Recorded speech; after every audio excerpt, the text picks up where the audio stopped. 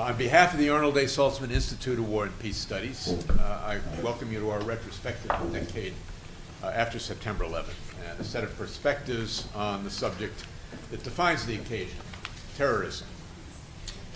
Now, in an event like this, one might suspect some risk of dwelling on issues and ideas that have been discussed to death over the course of the past 10 years. We don't intend to do that this morning. Rather, we hope to shed light on some novel topics as well as those whose salience is well recognized. And among organizations at Columbia, the Saltzman Institute, I think, is ideally chartered and positioned to reflect on this subject. The Institute houses researchers who investigate all sorts of political violence and means of preventing or coping with it. As will become clear this morning, our people have done quite varied work on terrorism and issues related to it. You'll hear about some of the things that have preoccupied policymakers and commentators in this country, but you'll also hear some things that are less familiar about selected aspects of terrorism around the world that get less constant attention here, but that are quite important. The ratio of new perspectives to familiar ones in what's discussed today should prove to be high. I won't waste much more time droning on about the solemnity of the occasion or the importance of the subject. I'll suggest, though, that there are two mistakes often made about that question of the importance of terrorism: to overestimate it and to underestimate it. Before September 11th, it was underestimated. In the year before the attacks, I served as a member of the National Commission on Terrorism established by Congress. And our report made a number of recommendations for reducing the odds of an attack. But the recommendations, like those of most national commissions, were not implemented because of the inconvenience they'd cause, political inertia, and especially because of the insufficient salience of the threat as it was perceived at the time. After September 11th, the importance of terrorism came to be overestimated if one thinks in terms of cold statistics of actual damage done by terrorists over time compared to other forms of political violence. The psychological impact of terrorism has usually exceeded its material impact, although the casualty toll on September 11th, the highest in an active war for the United States, I think, since the Battle of Antietam, blurred that distinction. The limitations of terrorist action since September 11th and the passage of time have dulled that psychological impact a bit. So we may be sliding back toward underestimation. In any case, terrorism remains a significant problem in different forms in many places throughout the world in ways that Americans don't always appreciate. So today you'll hear about some of those issues, and then you'll have a chance to discuss your questions with the panelists. And to get us underway, I turn the reins over to the panel chair, Professor Tanya Putnam, who's an expert on matters generally not well respected by terrorists, international law. All right, thank you very much. So you all should have a program on your chair, so you can see kind of how the order of things is going to go. We have 5 presentations today. We'll do the first 3, and then we'll have a short 10-minute break in between. So each person is going to talk. I'll introduce them as they go. We'd like you to save up all your questions towards the end, and after we've gone through all 5 presentations, we'll have an hour, hour and a half to actually have a discussion about what we hear today. So with that, we'll start with Dr. Stewart Gottlieb. He is an adjunct professor of international and public affairs at SIPA here, and also an affiliate of the Saltzman Institute at Columbia. Dr. Gottlieb holds a teaching position at New York University also, so he gets around. He's involved in everything. Prior to joining SIPA in 2003, he worked for nearly 5 years in the U.S. Senate, first as a senior foreign policy advisor to Senator Charles Schumer of New York, and also subsequently as a policy advisor and chief speechwriter for Senator Christopher Dodd of Connecticut. Dr. Gottlieb has also worked on several political campaigns, including the New York City re-election campaign for Mayor Giuliani, and also was his advisor on terrorism-related matters in his bid for the presidency in 2008. His publications include an edited volume, prominently an edited volume called Debating Terrorism and Counterterrorism, Causes, Contexts, and Responses, which was published in 2010 by CQ Press. So Thanks, Tom. Thanks for coming today. Braving the latest terrorist warnings. So we're at the 10th anniversary of 9/11, and this anniversary offers a moment not only for assessment of all that has occurred, as Dick aptly introduced, all that has occurred over the past decade, but also offers an opportunity for reflection.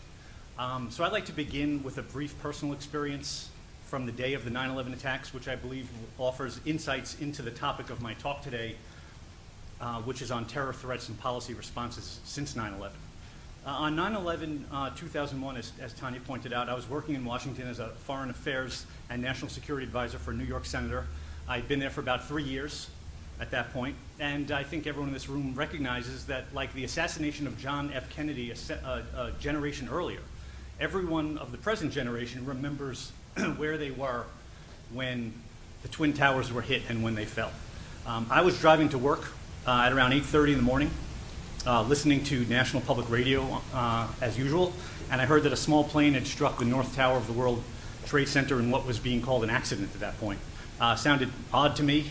I thought little of it until, as I was pulling into the garage of the Hart Building on Capitol Hill around 9 o'clock, I heard that a second plane struck the second tower, and these were not small planes, these were now commercial airliners. When I heard that, I knew this was a major terrorist attack, most likely originating from overseas. I recall pulling into my parking space, turning off the radio, and I literally sat there for about 10 minutes, pondering not only what was waiting for me, sorry, it's an emotional day, what was waiting for me when I walked into the office that day, which was obviously a lot, but also how much my life and the lives of all Americans and millions more around the world were going to change in countless and unforeseen ways in the months and years to come. I don't have enough time to go into all the swirl of events that are making me so emotional. I lost a lot of friends that day in New York, and a lot of stuff was going on down in D.C.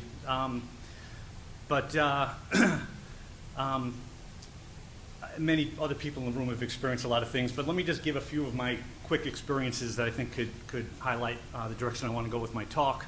We learned early on that it was Al-Qaeda from passenger manifests and intelligence cross lists.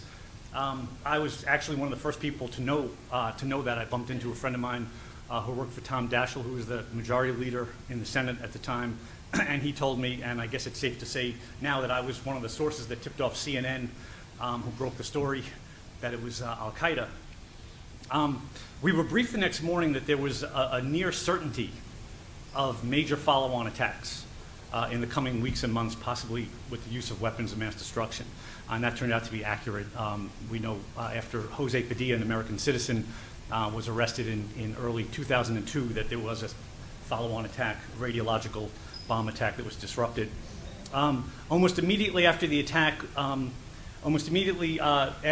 occurred, the attack was being blamed on a dearth of so-called human intelligence. Congressmen and congresswomen of both parties and all ideological stripes were demanding to know why human intelligence gathering and operations, especially from places like the CIA's Special Activities Division, were allowed to degrade to the degree that they did in the 1990s, and how these human intelligence capabilities could swiftly be revitalized. The bottom line is the landscape of threat perception regarding terrorism and deliberations over policy responses changed seemingly in an instant. Policies that were unimaginable just one day earlier, on September 10th, 2001, became no-brainers and swiftly passed Congress or became part of emergency presidential executive orders. Two pieces of legislation that I was working on pre-9/11, one was a bill to ease FISA requirements for certain, that's Foreign Intelligence Surveillance Act requirements for certain Fourth Amendment wiretaps, and a second bill concerned the tracking of bank fraud and money laundering. Both were going nowhere before September 11, 2001, to be honest with you, and both, or the concept of them, swiftly became parts of policy, one as part of the Patriot Act, and the other as part of an executive order on terror financing and money laundering.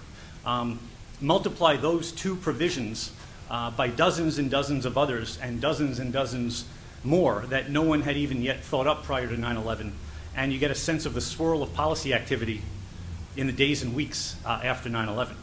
It was easily one of the most monumental shifts in policy in the nation's history, right up there with NSC 68 and the creation of NATO in the early days of the Cold War.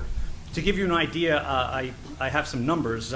Within 4 months of the 9/11 attacks, President Bush had publicly issued 22 presidential executive orders related to 9/11, and that does not include the dozens of secret executive orders that were coming down. And more than 24 new measures proposed to Congress by the administration had already become law within 4 months. Now think how long it took President Obama to pass one law, the health care law. These congressional measures at the time included the September 18th joint resolution of Congress authorizing the President of the United States to, quote, use all necessary and appropriate force, unquote, against those who committed or aided the 9/11 attacks, and in order to, and this is an often overlooked provision, and in order to, quote, prevent any future attacks of terrorism against the United States, unquote. That's an important final clause, the preventive clause. I'm going to get back to that in a minute. Also among the big measures was passage of the USA Patriot Act, which went well beyond the minor FISA bill that I was working on. The Patriot Act was by far the most significant domestic counterterrorism law since the passage of FISA in 1978. It significantly lowered the threshold for anti-terrorism surveillance and the U.S. and in the United States, and it dismantled much of the so-called firewall between domestic and international intelligence gathering and between intelligence agencies and law enforcement agencies. One more general word on the immediate aftermath of the attacks, something that has stuck with me, something I found very disconcerting. That was the ease with which Congress, in particular, and the country in general, was willing to cede nearly all power, authority, and responsibility to the executive branch in the aftermath of 9/11. In fact, it would not be until June of 2004, more than a full 2.5 years after the 9/11 attacks, before the Supreme Court of the United States would offer its first ruling on the constitutionality of key aspects of the Bush administration's so-called war on terrorism, and it would be longer still before Congress took any active role in overseeing or partaking in counterterrorism policymaking. Years later, we watched many of the more aggressive Bush policies, such as coercive interrogations, secret prisons, indefinite detentions, warrantless wiretapping. We saw all of these eventually become political hot-button issues, and I emphasize years later. But the fact is, many of the very same latter-day critics, including in the Democratic leadership, were fully informed of the Bush policies, and in some cases in the weeks and months after 9/11 were pushing the administration and the CIA to make sure that what they were doing was enough and that they were, quote, acting aggressively enough, unquote, to quote one unnamed leader. So with that as contextual background, let me briefly mention a few fundamental changes in the way terror threats have been perceived since 9/11 and in the response to terrorism since then. We obviously don't have enough time to get into all aspects of the dramatically changed landscape of terrorism and counterterrorism since 9/11, but in my view, we do not need to delve too much into the details in order to understand some of the fundamental changes. That's because there have been what I would call two big macro changes. In firstly, our assessment of the nature of terror threats, and secondly, in our response to the threats. The first big macro change was the altered threat landscape, or more accurately, altered perceptions of the threat landscape. One of the most enduring aspects of the 9/11 attack was that it instantly undercut long-standing mainstream perceptions of the nature of terrorist threats. For generations, terrorism was most often understood as a tactic used by groups to gain attention for the particular causes, with the use of violence, even killing, understood as somewhat rational, or at least limited. As longtime terrorism analyst Brian Jenkins famously said in his classic description of terrorism, he said terrorists want, quote, a lot of people watching, not a lot of people dead, unquote. And that was certainly true for a whole variety of so-called traditional terrorist groups at the time, like the Irish Republican Army, or the Popular Front for the Liberation of Palestine, or the Basque separatist group in Spain, ETA. These were groups that were open to or even seeking eventual seats at a negotiating table. On 9/11, this traditional understanding of terrorism was thrown a major curveball. What the United States and the world confronted on 9/11 was not a terror group seeking a seat at the negotiating table. It was a terror group seeking to blow up the negotiating table, everyone around it, and possibly even themselves. This was something very new and very dangerous, and as seen 10 years ago this week, very capable. On 9/11, a new template of terrorism had come of age. Religious-based terrorism with a powerful global narrative and a violent global vision, operating independently of any formal state support and with no limitations on casualties. In fact, the more casualties, the better. There are differences of opinion over just how new or how non-negotiable this form of terrorism really is, and others on the panel may point that out today. But there's no denying that on 9/11, we witnessed up close the handiwork of a dangerous new terrorist actor in contemporary international affairs. And there's no denying that preventing future attacks by Al-Qaeda and its affiliates or some other similarly inspired group remains the #1 priority of not just the United States government, but dozens of governments all around the world. As we see this morning with the latest credible terror alert, Al-Qaeda, even with its core in Pakistan and Afghanistan weakened, remains today the most likely source of another major attack. Particularly the evolving problem would be its inspired or affiliated groups gaining strength in other parts of South and Central Asia, North and East Africa, the Arabian Peninsula, and elsewhere. With that, let me briefly say a few words on the second macro change since 9/11, change in the guiding principles that underpin policy responses to terrorism, at least in the United States. Much of this change obviously relates to the new assessment of the terror threat, as I just described. The best way to summarize this change and all of the sometimes controversial policies that flow from it is to say that prior to 9/11, the United States essentially treated terrorism as a criminal act, with terrorists and suspected terrorists afforded full judicial rights, and with strict limitations placed on the government's ability to engage in what we can think of as preventive action, such as detaining someone without any evidence that they actually committed a crime. After 9/11, the United States swiftly moved away from the law enforcement model in counterterrorism and toward what can best be described as a warfare model, which treats terrorism, at least in the guise of Al-Qaeda and its affiliates, as a revolutionary form of warfare, requiring a broader national security rather than primarily law enforcement response. Particularly in an age of catastrophic terrorism, the argument goes, simply responding to terrorist events after they occur with criminal indictments and prosecutions is not sufficient. The goal must be to prevent attacks from occurring in the first place, and that requires a far greater use of national, especially presidential, commander-in-chief powers. Everyone here today is, I'm sure, familiar with the policy outgrowth from this shift in America's macro approach to fighting terrorism. The so-called Preventive Paradigm, as it emerged from the September 18th, 2001 congressional authorization, laid the foundations for the Patriot Act, National Security Agency warrantless wiretapping, renditions, coercive interrogations, indefinite detentions, targeted assassinations, and all sorts of covert operations in dozens of countries overseas, all in the name of stopping the next attack. But let me point out a most important point that I want to conclude with, that while this approach may have been born during the Bush-Cheney administration, it remains alive and well under the Obama administration. Despite Obama's many promises during the campaign to quote-unquote reverse Bush's counterterrorism policies, and despite occasional symbolic gestures like efforts to close Guantanamo or try a high-profile terrorist in a civilian court, the fact is Obama has maintained and in some cases even bolstered many of the Bush administration's most aggressive and controversial policies, including renditions, targeted assassinations, indefinite detentions, warrantless searches and wiretaps, and a Dick Cheney-esque interpretation of executive power when it comes to withholding information under the so-called state secrets doctrine. And that leads me to my final concluding thought about where the United States currently stands in terms of terror threats and responses now 10 years after the 9/11 attacks and where we may be heading.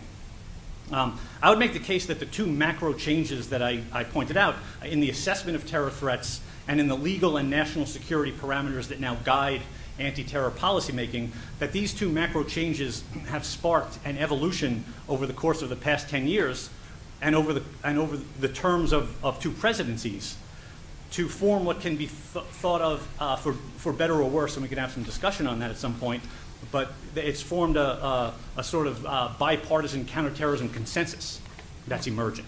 This rough but evolving consensus begins with a recognition that al-Qaeda and its affiliates form a unique national security threat requiring a national security response.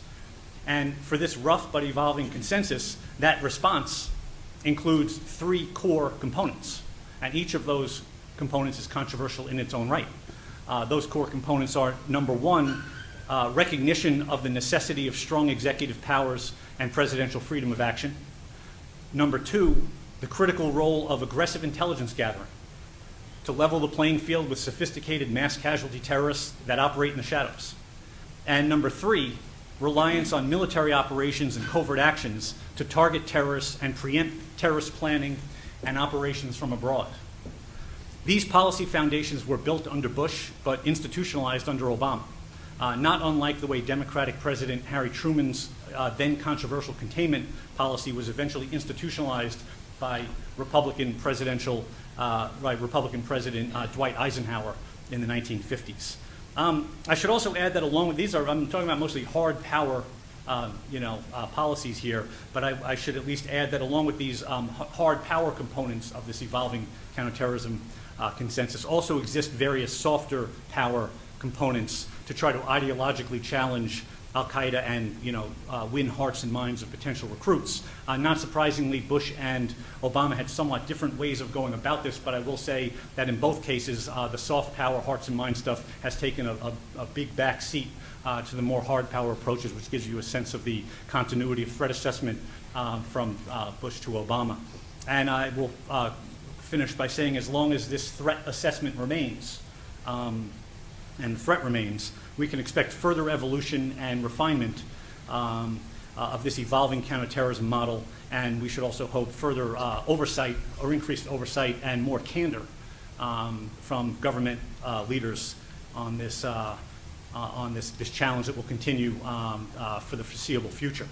And I'll conclude on one point to continue. Dick said that the biggest change or the biggest challenge is overestimating or underestimating the threat of terrorism, and with that comes a secondary challenge, which is the challenge of overreaction versus underreaction. And within this, the context of this new policy structure exists political wherewithal or flexibility on how it responds or how it doesn't respond, and we're going to continue to have to find a middle ground, because overreaction plays right into the hands of those who want to continue this war against us, but underreaction, unfortunately, and eliminating some of these tools that I just mentioned that have continued from Bush to Obama, as controversial as they may be, a sense of complacency, or in the Washington Post, Eugene Robinson wrote today that we already defeated al-Qaeda, so why do we still have these policies? That could lead to an underreaction. That could be just as dangerous, because it's going to just take one more attack, even by a lone actor, as Dick pointed out, that could get this whole cycle of overreaction going again, which would play right into the hands of those who want to keep this fight going for the next generation.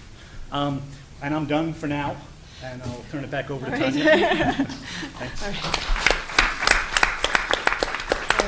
All right. Thank you very much, Dr. Gottlieb. Next, we have Professor Kimberly Martin.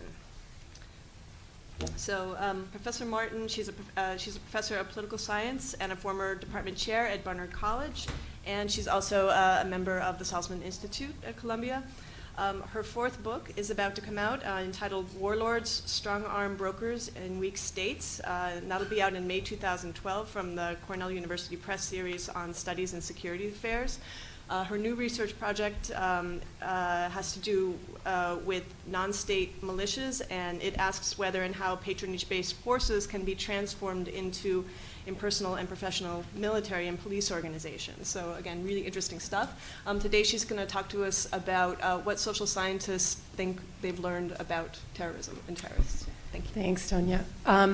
Like Stewart, I was personally affected by September 11th. I was in New York when it happened. I went through the shock and the fear and the sadness that I'm sure many of us in the audience did. I went to the funerals. I comforted friends who had suffered losses. And then you may remember that what happened immediately after September 11th was the anthrax attacks that came through the U.S. mail. And I lived in New Jersey at that time, and it seemed that New Jersey was being particularly targeted by those anthrax attacks. And so that just added to the fear. And I think the low point for me was one day when I was commuting in, there was an armored personnel carrier guarding the Lincoln Tunnel. And that summed it up more than anything else. So the way I eventually processed my fear was by starting to teach a new class on political violence and terrorism at Barnard. I decided that I wanted to learn what caused terrorism and what that meant about how we should react to terrorism to prevent it from happening. And I wanted my students to be exposed to really good evidence and really good scholarship about terrorism, because there was so much hyperbole and so many people who really didn't know what they were talking about saying things in the news that I thought it was time that we put something together that allowed really good research on terrorism to come to the forefront. And the class got easier to teach with time because there's been a huge influx of new scholarship on the topic of what causes terrorism and what that means about counterterrorist activities. And so that's what I want to talk to you about today. There's a consensus among social scientists that we don't want to use the word terrorists. Because if we use the word terrorists, it implies that people are always going to commit acts of terrorism and that there is a particular individual who has a terrorist personality or something like that. Instead, rather than defining individuals as terrorists, we tend to talk about acts of terrorism. Terrorism as opposed to some other tactic of political action. So that's my starting point. And I think it's important also that we have a common definition of what terrorism is. And here again, there's a fair amount of agreement among social scientists. I'll talk about one exception as I go along. But there's a fair amount of agreement that terrorism involves acts of violence by non-state actors against non-combatants for political purposes. In other words, we know that states commit acts of violence against civilians, but that's not really what we want to talk about when we talk about terrorism in particular. And there's some disagreement about whether to include military targets in our target assessment of what terrorism is. But most people concentrate on acts of violence against non-combatants, against civilians or people who are not actively involved in fighting. We know that there are non-state actors who commit violence for non-political purposes. The best example is Aum Shinrikyo in Tokyo. Its purpose was to bring on the apocalypse. And so that's not an act of politics. But I would disagree a little bit with Stewart. I think that, in fact, al-Qaeda is carrying out acts of terrorism for political purposes. So what do we know about what causes terrorism? Well, we know what doesn't cause terrorism. We know now, what we didn't know so much in 2001, that terrorism is not caused by a lack of economic opportunity or a lack of educational opportunity. If any of you were involved in the policy discussions immediately after September 11th, that was just a real big thing that everybody was saying, we have to give more international assistance, we have to provide education to people abroad, and that'll stop terrorism. Well, Alan Krueger, who is an economist at Princeton, and he is the new chairman of the Council of Economic Advisors that Obama has nominated, did a major study. It's been also seconded by other major political scientists and economists, including David Layton at Stanford University, looking at reams of cross-national data that the vast majority of people who commit terrorist acts are well educated. They're in the middle to upper class, and so they're not poor. This actually fits with earlier data by area experts. We knew that the leaders of Marxist political violence in Russia, China, Central and South America during the Cold War and before the Cold War were more likely to be scholars than they were to be workers. We also know that scholars led some of the most horrific acts of violence against civilians in both the former Yugoslavia and the post-Soviet space, including Georgia. Krueger also demonstrated that wealthier countries produce more acts of terrorism than poorer countries do, and that economic inequality inside a society didn't seem to correlate with terrorist acts. So there's just no statistical relationship between poverty or lack of education and either the commission of terrorist acts or societal support for terrorist acts. And that's really significant because that means that terrorism is caused by factors that are different from the causes of other political violence. Paul Collier at Oxford University, who's an economist, did research at the World Bank that demonstrated that political violence in society, civil war, is correlated with economic inequality. But acts of terrorism and support for terrorism do not seem to be correlated with economic inequality. So what does cause terrorism? Well, scholars tend to divide the societal level from the leader level. So what do we know about the societal level? If you think about it, the people who commit and support acts of terrorism are really different from each other. They're the people who actually commit the acts. They're the people who plan the acts, who are maybe at a higher level than the foot soldiers. And then they're the citizens who tolerate terrorism and don't turn perpetrators or suspects into the police, who instead think that terrorism is an okay thing. Well, there's overwhelming evidence, again from Krueger, that societies that spawn terrorism, societies where the population seems to support terrorism rather than turning people who commit terrorist acts into the government, suffer from political inequality and a lack of political opportunity. So acts of terrorism don't seem to be associated with economic inequality, but they do seem to be associated with political inequality and the lack of political opportunity. The majority of terrorist acts appear to be committed by people who believe that they live in a politically unjust society, where they have no chance to make a difference through nonviolent action. So that's the first thing we know. The second thing we know is that the vast majority of terrorism is local. So the September 11th attacks and the Al-Qaeda attacks that followed in various places around the world were rare in not being carried out in the same country where the perpetrators were located. Al-Qaeda is an exception. It's not the wave of the future. Martha Crenshaw had been talking about that even before the Al-Qaeda attacks happened. She's a Stanford professor now who's been writing on terrorism since 1972. But now others have started demonstrating that fact with cross-national data. And so again, Krueger demonstrated that 90% of terrorist attacks have occurred in the country where the perpetrator lives. 90%. Well, what does this mean? How can we explain September 11th and Al-Qaeda? It may mean that the real target was their home countries. Those were countries who were allied with the United States, but the societies were so closed and so repressive and such police states that there was no way for them to reasonably get away with a terrorist attack in those societies, and so it may have been easier to attack the United States as an open society and as an ally of those societies rather than committing the acts at home. And Martha Crenshaw was, again, the first person to make that argument. So that's a second thing that we know, that most terrorism is local.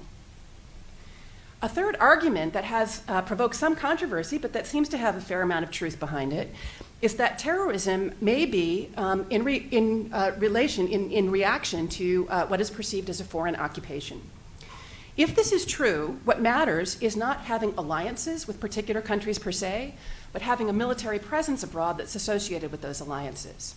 So the argument here is that the US bases in Saudi Arabia at the time of the September 11th attacks meant that the infidels were in Mecca and Medina, and from this point, the United States kept on making things worse by sending large numbers of ground troops into Iraq and Afghanistan, where they were perceived as occupiers. And this argument is most associated with Robert Pape, a professor at the University of Chicago, who founded the University of Chicago Project on Suicide Terrorism. His major explanation for suicide terrorism, again using just reams of cross-national data, is the presence of resented foreign military forces on home territory. And he argued that democracies were particularly susceptible to terrorist attack because terrorists understood that their publics would respond to attacks and demand an exit of those military troops from the places where they were abroad. Now, many scholars have poked holes into his logic and his evidence. He's been criticized for focusing only on suicide terrorism, which is actually not the most common form of terrorism, even though it's the kind that gets a lot of attention in the media. It's a small fraction of terrorist acts. He has been criticized for getting back to our original definition for including attacks on military targets, not just attacks on civilian targets. But his arguments have had real policy impact, perhaps because the arguments fit in with those who believed that the United States should have a smaller military footprint in foreign countries to decrease the military presence of the United States abroad. It certainly helps explain the US reluctance to get involved in Libya on the ground. And it also explains probably our increasing desire to have only a very small number of special operations forces on the ground in places like Iraq and Afghanistan, and to pull out the large number of forces who had a large footprint. So that's about societal support for terrorism. Why do leaders support terrorism as opposed to some other form of political action? Well, there's agreement among virtually all analysts, including Martha Crenshaw, Bruce Hoffman, who's also been studying terrorism for decades, Andrew Kidd and Barbara Walter, as well as Robert Pape, that acts of terrorism are carried out by weak actors who cannot afford direct military attack. Suicide bombing in particular is a very low-cost act of violence. It doesn't take much to put a bomb on somebody and have them go blow up things and get a lot of attention for it. So terrorism is seen as being politically strategic. It may be designed to persuade some audience to take political actions by making them believe that otherwise the pain will continue. And so in political science jargon terms, we could say that in that sense, it's a form of credible signaling of political intentions and of future actions. That basically, if you don't stop what you're doing, we're going to continue attacking you. And we know that sometimes acts of terrorist violence work. The US withdrew from Lebanon after the Marines barracks were attacked. The US withdrew from Saudi Arabia after September 11th, largely because of the kind of argument that people like Robert Pape made. Spain withdrew from the Iraq coalition because of the 2004 Madrid bombing. It probably affected the election there and the policies of the new government. So sometimes acts of political terrorism do work to have political impact. And what this means for counterterrorism strategy is that if this is true, the counterterrorism strategy has to be very carefully calibrated to the specific aims of the people who are carrying out the acts of terrorism. So, as Stewart pointed out, sometimes negotiation with terrorists actually works if it involves giving in on something that has low strategic importance. But if it's something that has high strategic importance, something that would be vital to a country's interests, that means that negotiating with the terrorist doesn't make any sense at all, and instead what you do is have to put up a very strong front showing that those acts of terrorism will not change the political action that they are designed to change. And Audrey Kurth-Cronin, who's at the National War College, argued in 2006 that this fact meant that Al-Qaeda's end was inevitable, that it would rapidly come to a conclusion because the goal that Al-Qaeda seemed to want, the political goal that Al-Qaeda was following, establishing a caliphate over the entire Islamic world, was unreachable without international revolution, and the tactics that they used, suicide bombing and attacks against innocent Muslims, were horrifying the audience that they wished to appeal to. And this was actually supported by Ronan Bergman, an Israeli journalist, in September 2008, who demonstrated that by following what was happening on Al-Qaeda websites, that Al-Qaeda was turning away from urging suicide attacks and turning towards urging people to instead commit acts of terrorism using high-tech remote bombs. The best evidence, in fact, that Cronin may be right, and I think this is a very hopeful sign, is that the Arab Spring has not been hijacked by Al-Qaeda. You have people coming from societies of political repression, political inequality, and you don't see them saying, so the reaction that we should be taking is to turn towards terrorism. Al-Qaeda has essentially been irrelevant in the Arab Spring. And I think that's a very positive sign that Audrey Kurth-Cronin was correct. A second thing that terrorist attacks might be intended to do, though, is to send a signal internally to the group that might support the group in its home society, a signal that the group is still functioning cohesively, and that it is politically beneficial to continue to support that group. So Mark Juergensmeyer, a sociologist at UC Santa Barbara, says that the fact of there being an internal audience explains why responsibility is not always claimed for acts of terrorism. The internal audience knows who did it and doesn't have to be told. It can actually be an act of political outbidding to a larger domestic audience where there are political competitors saying, look how strong we are, come and support us instead of our competitors because we can still carry out these very, very violent attacks. So Bruce Hoffman and Gordon McCormick showed that in both Sri Lanka and Palestine, terrorist acts increased every time the moderate opposition looked like they were doing well. It was outbidding. It was saying, don't go with the moderate opposition, go with us. We're the ones who have the power and the strength to actually create change. So when this is combined with the earlier conclusion about political repression being associated with increased terrorism, it means that probably the most effective counterterrorism policy demonstrates that the state is stronger than the terrorists without engaging in repression. And so that's obviously very challenging. How can you show that you are a strong state without engaging in acts of political repression? The trick is to get the community to turn toward the state away from the terrorists and to leave the terrorists isolated. And a journalist named Ed Maloney, in his book on the Irish Republican Army, demonstrated that, in fact, this was why the United Kingdom was so successful in tamping down the IRA. when they had a policy of randomly imprisoning young people on the street who were suspected of terrorism and holding them for a long period of time, it actually made acts of terrorism go up. When they were successful at getting intelligence, turning people at the top towards the state, away from acts of terrorism, and stopping things that were perceived as being societally repressive, acts of terrorism went down and the IRA became a political group instead.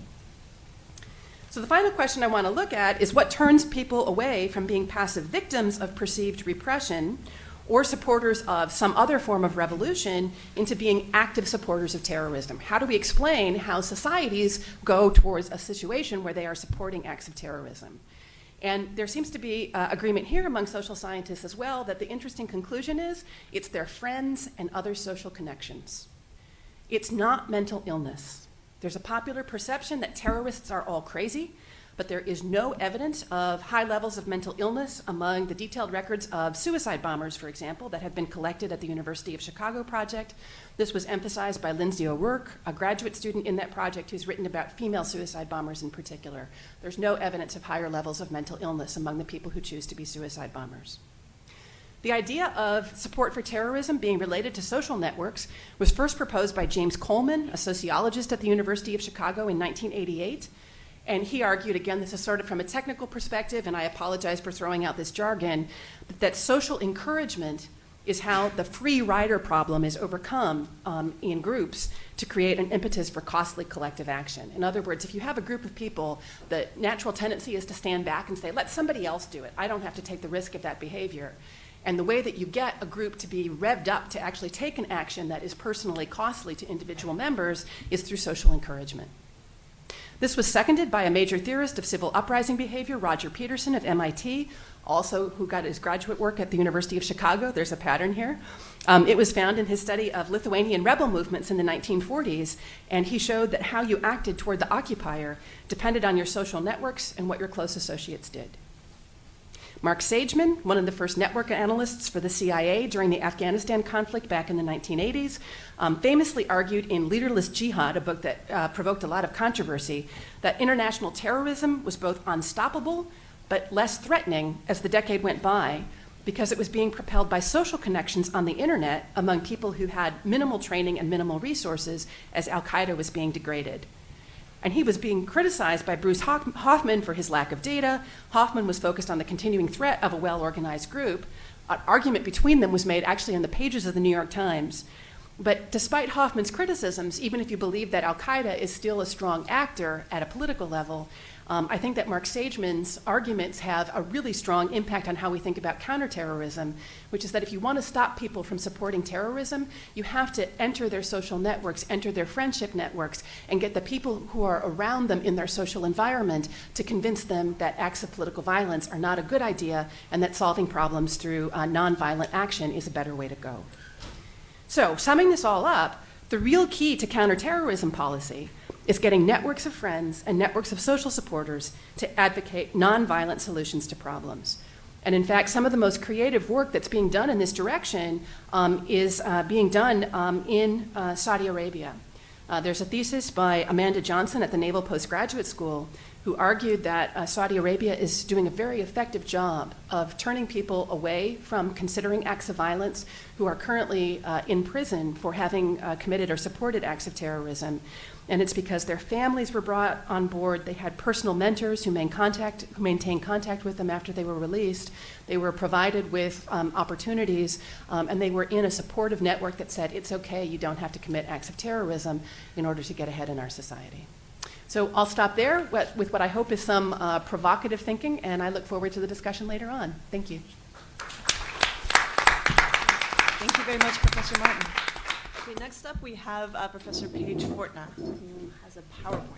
So while she's getting that worked out, I will go ahead and introduce her.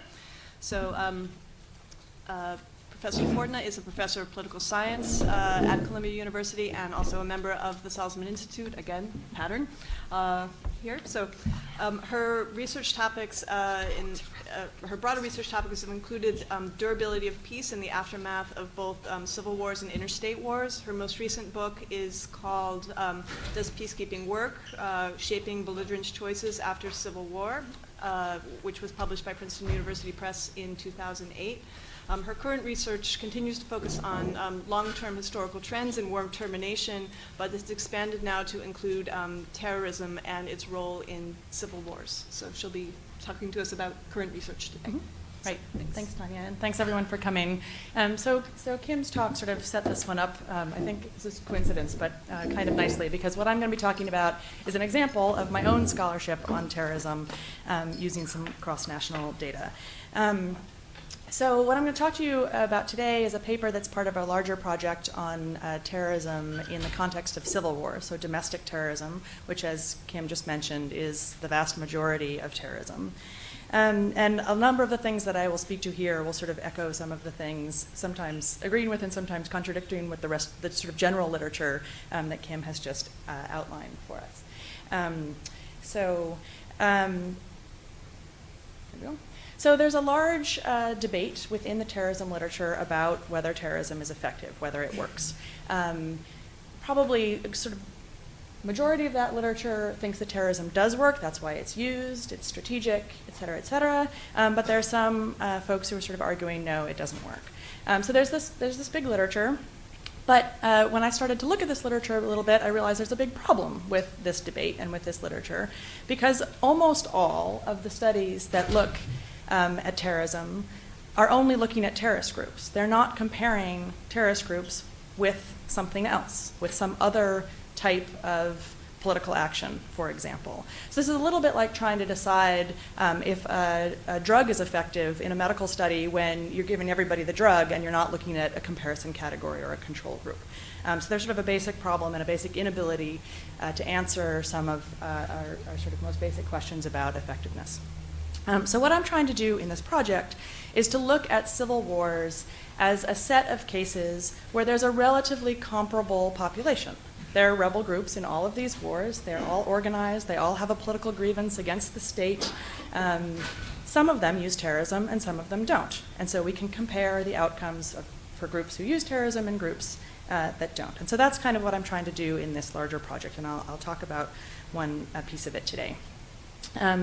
So defining terrorism, for the purposes of this project, I'm defining terrorism fairly narrowly. So this is a definition that fits within the definition that Kim just gave us, but it's a little bit narrower, because all rebel groups are using violence for political ends, and it turns out that studies of violence against civilians in civil wars suggest that almost all, virtually all rebel groups target civilians in some way. So I want to look at a specific type of targeting of civilians, and that's symbolic and indiscriminate violence against civilians. And by symbolic, I'm using, this is sort of from the terrorism literature. What that means is that the audience of the violence is somebody other than the target of the violence. So groups are targeting civilians generally in order to put pressure on a government, not to put pressure on those civilians per se. So this distinguishes this type of violence against civilians from, for example, ethnic cleansing, where you're targeting people to try to get them to get up and move out of territory that you want, or the most common, most ubiquitous form of violence against civilians in civil wars is targeting individuals because you think that they're collaborating with the other side, or you want to deter them from doing so, or you want to force them to collaborate with your own side. That happens in 99.99% of all civil wars. So in order to distinguish rebel groups that use terrorism from those that don't, I don't want to use such a broad definition that I'm capturing everybody. So I want to use this more specific type of terrorism. So more concretely, what do I mean by terrorism or terrorist rebel groups? I mean groups that use a sustained and deliberate use of small-scale bombs, car and bus bombs, IEDs, suicide bombs, to attack public civilian places, restaurants, bombs, markets, etc. And so that fits fairly well with what we think of sort of intuitively as a terrorist attack. And if you look at the set of rebel groups that show up as terrorist, if you use this definition and this measurement, it fits pretty well with the groups that we think of as terrorist rebel groups, and some of the examples are there on the screen. In terms of thinking about effectiveness or winning, what do we mean by that? And a lot of the debate about effectiveness has sort of gotten into a little bit of a quagmire over what counts as success and what counts as failure. And I think we can get away from some of that quagmire by thinking of this as a continuum.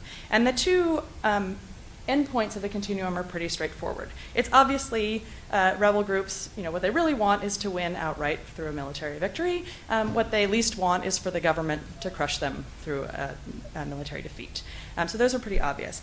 I argue that the sort of second best outcome from a rebel group's perspective is a negotiated agreement. So this means that the government has recognized them as a legitimate negotiating partner, and there have been concessions on both sides, generally altering the status quo. So there are some political concessions to the rebel group if there's a negotiated agreement. There's a kind of second worst outcome from the rebels' perspective. These are wars that in the data that I'm looking at just kind of fizzle out. So the group still exists. It hasn't been eliminated outright. Otherwise, it would be coded as a government military victory. But these are groups that have been causing a lot of trouble in wars that have been killing over 1,000 people a year, and now they've fizzled down to such a low level that fewer than 25 people are dying a year, and often there are no deaths in these cases, but the group still exists. And then in the middle, I think about ongoing conflict. So these are groups that continue to survive. They haven't sort of fizzled away or been defeated, but they have not yet achieved any of their political goals. So they're sort of in the middle of this spectrum. So what I'm trying to do in this project is to compare rebel terrorist groups and rebel non-terrorist groups and see how they fare along this spectrum. That's kind of the basic idea.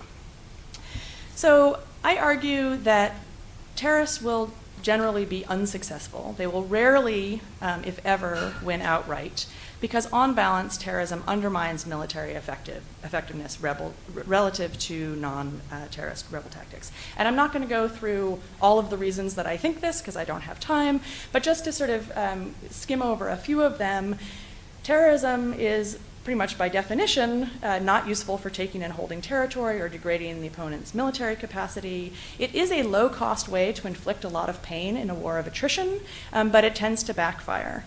It can often be used as a way of signaling resolve, but it tends to signal weakness. So it's not actually a credible signal of strength and resolve, the sort of a catchword we talk about in terms of bargaining theories of war. It can help advertise the cause, but it preaches to the choir. And mostly what it does is undermine legitimacy and turn potential supporters away.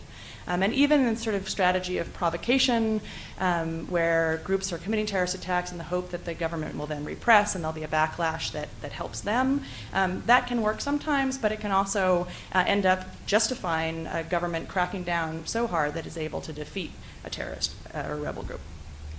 I also argue that the second best outcome for rebels is unlikely if they're using, or less likely if they're using terrorism, in part because it undermines military effectiveness. Governments are going to be less likely to make political concessions to a group that is less militarily effective than one that is more militarily effective. It also undermines trust and creates commitment problems that makes negotiated settlement difficult to achieve. Governments, I think, to a one, have policies never to negotiate with terrorists. We know that they break those policies often, but the fact that they have those policies and that rhetoric makes it even harder for them to negotiate with a rebel group that uses terrorism than one that doesn't. On the other hand, I think that terrorism is kind of good for organizational survival of rebel groups because terrorist rebels are hard to defeat outright. They're likely just to live a long time. Small organizations can continue to inflict damage. The kinds of spoiling and outbidding dynamics that Kim was talking about tend to prolong conflicts. Counterterrorism often kind of flattens out organizations and makes them decentralized, so they're not good at achieving their goals anymore, but they are continuing to launch attacks. I have sort of thinking about this question about the effectiveness of terrorism. Some of the debate has been about effectiveness versus democracies, whether terrorism is more effective against democratic governments than non-democratic governments. And I think there are two reasons to think that it should be more effective or less ineffective, is maybe a better way to put it, against democracies. One is that the basic strategy here is to put pressure on civilians, or to inflict pain on civilians so that they'll put pressure on their government. That's going to be more effective if the civilians can more effectively put pressure on their government, which is true under a democracy. And it's also more likely that you'll provoke a government from being sort of too nice to being this kind of in-the-middle, wishy-washy, repressing, but not really effectively cracking down middle ground where a provocation strategy and backlash can happen, whereas against an autocracy, you're more likely just to justify really draconian measures and get yourself defeated. So there are a set of predictions that come out of all of this, that civil wars involving terrorist rebel groups should be longer, very unlikely to end in rebel victory, less likely to end in a negotiated agreement, more likely to fizzle out or end in a government victory, and relatively more effective versus democracies. Again, all compared to non-terrorist rebel groups. And that is if the world is all else equal, but of course the world is never all else equal. And so the first thing I have to do in this project is to think about which groups use terrorism. Why are some groups using terrorism and some not? This is a strategic decision. So terrorism, you know, it's a random act of violence, but it's not a strategy that is chosen at random. So the first thing I do in this project is to look at all of these rebel groups, and this is the data that I have here is from the post-Cold War. And about 30% of the groups that I'm looking at in civil wars in this period are using terrorism, and 70% aren't. So drawing on the terrorism literature and on the literature on civil war, I look at a bunch of things that we might think will make groups more likely to use terrorism. And a number of the things that I find kind of fit pretty squarely with the broader terrorism literature. Terrorism is more likely against democratic governments. Again, remember that these are all just cases where there is a civil war. It's more likely if there's a religious difference between the rebel group and the government that it's fighting. More likely in larger or more populous countries and in richer countries. There's a regional effect that hasn't been particularly well theorized, that terrorism is significantly less likely in civil wars in Africa. But that all sort of fits pretty squarely with the rest of the literature. Then there are a few surprising findings that come out of this. One has to do with secessionist conflict, and this speaks to Bob Pape's argument about terrorism versus foreign occupiers. Unlike what Pape would predict, I actually find that terrorism is significantly less likely in secessionist conflicts than in non-secessionist conflicts.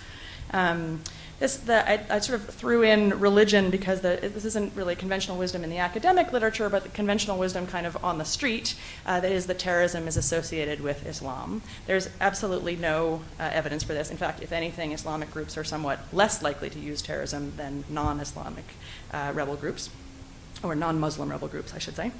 And then the most surprising thing here is I looked at the effect of relative strength. Now, the fact that terrorism is a weapon of the weak is in almost everything you read about terrorism. It's become essentially a cliche that terrorism is a weapon of the weak. It turns out nobody had actually ever looked, which was surprising to me. But if you actually measure the strength of rebel groups and look at which ones use terrorism and which ones don't, it's not the weakest groups that are using terrorism. There's absolutely no evidence for that. In fact, if anything, it's stronger groups that are using terrorism. There's not a statistically significant effect that terrorism is a weapon of the strong, but it is clearly not a weapon of the weak. Again, in this context of civil wars. So all of these groups are somewhat strong enough to launch a rebellion.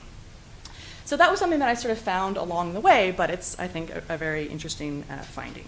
Okay, so then getting back to my original question about the effectiveness of terrorism, in the paper there's a lot of statistical tables, and I'm not going to put up my multinomial logit stuff here, but I'll just give you kind of a crude look at the data in some graphs. So there are a couple of things, I think this has a laser pointer. There are a couple of things to notice about this graph in terms of the outcomes of civil wars. The first is that, there we go. The first is over here. So the red bars are the terrorist rebel groups, and the blue bars are the non-terrorist rebel groups. So where we go? Over there. There are no cases in this time frame of full-scale civil wars in which a terrorist group achieves outright victory. Not a one. Terrorist groups are much more likely to last longer, to be ongoing at any given point in the data, but they're less likely to reach an agreement than our non-terrorist groups, and they're more likely to have these sort of bad outcomes for the rebels, either fizzling out to through low activity or a government victory. So that sits pretty well with a set of predictions that terrorism will make wars last longer, but that terrorist groups will fare less well than non-terrorist groups. I also looked at this issue of democracy, and again, this is kind of a crude look at the data, but all of this holds up in the more complicated, sophisticated statistical analysis. So this is the terrorist groups fighting democracies versus non-democracies, and here I've just collapsed the categories. So this is success here defined as either reaching an agreement or outright victory. There are no outright victories here, as we saw before, so this is really whether groups are achieving a political settlement. And they're more likely to do so against democracies than against non-democracies. And then if we compare that to the non-terrorist groups here, non-terrorist groups are actually more effective against non-democracies than against democracies, but again, you see that the success rate for the non-terrorist groups is higher than it is for the terrorist rebel groups. How am I doing for time? Just to kind of summarize the findings of all of this, wars in which rebels use terrorism, they do last longer, but terrorist rebel groups are extremely unlikely. In fact, in this data, they never win outright. They're less likely to get sort of the second best outcome from the perspective of a rebel group, of a negotiated agreement that involves concessions to their side. They are more effective or less ineffective against democracies than against non-democracies, but overall, terrorist rebel groups generally fare quite a bit worse than non-terrorist rebel groups. Now, again, as I keep repeating, this is in the context of civil wars. So what, if anything, does that tell us about al-Qaeda? Well, for one thing, as Kim mentioned, most terrorism takes place in the context of domestic terrorism, local terrorism, in the context of civil wars. So I think part of the point of this research is to kind of make us broaden our perspective a little bit, to think about not just the terrorism that affected us here in New York and the United States 10 years ago, but the terrorism that affects most people around the world is this type of terrorism. This type of terrorism is quite ineffective. How well this translates over to the effectiveness of transnational terrorism is something my research can't speak to directly, because I don't have a set of comparable transnational non-terrorist groups to compare them to. But I think a lot of the logic of this, about the reasons that terrorism is ineffective, spill over, essentially. The issues, especially about undermining legitimacy and undermining political support, I think translate to transnational terrorism as well as to domestic terrorism. But again, this is sort of my theoretical speculation more than my empirical hard data, because we don't have a comparison group that allows us to make that comparison empirically.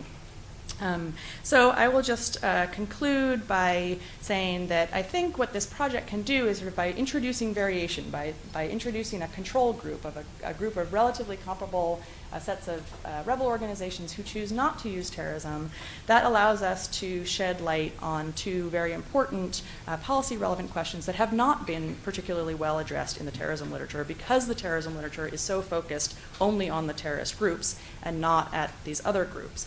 So the first is, where does terrorism occur, which, as I mentioned, I kind of looked at kind of on the way to getting to my main question, but some of the most surprising findings are there, and then the question of whether terrorism works. So on the first question, this research calls into question a lot of the conventional and popular wisdom, particularly the sort of cliche that terrorism is a weapon of the weak, but also popular impression that terrorism is associated with Islam.